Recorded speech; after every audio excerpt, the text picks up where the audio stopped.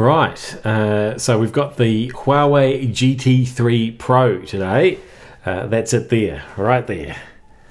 And from the first moment I saw the first Huawei smartwatch, I actually thought this is the best looking smartwatch I've ever seen.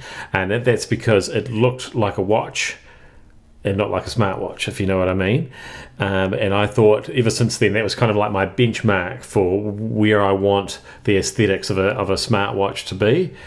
And to me, this is like the culmination of that.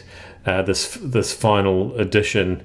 Well, it's not the final edition, but this latest edition of the GT3 Pro. So let's take it off so you can have a better look at it.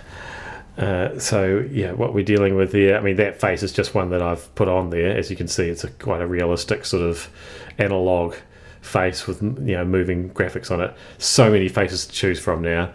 The case is made of titanium.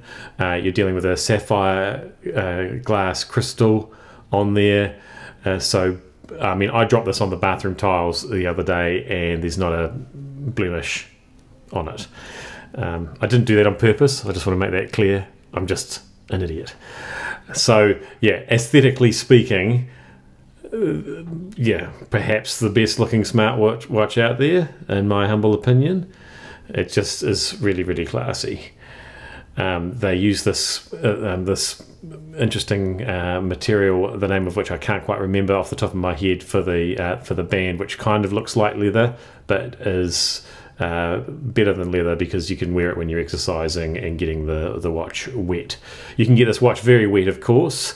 It now has a free diving workout mode, so you can get it super wet and it'll still keep ticking. Not that it ticks, of course.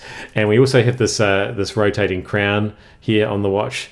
So when you're doing things like you know, scrolling through different apps, you've got a list of things, you can use it for navigating that way. And also things like when you use the media controller to control your music or podcast or whatever it is you're listening to, whether it's on the watch itself or connected to your phone, you can use that to turning the volume up and down. Heaps of sensors on the back now. You've got a skin temperature sensor, which not many other watches are offering. Even if they have them, they haven't activated them yet. You can take ECGs with this watch. So yeah, it pretty much does it all.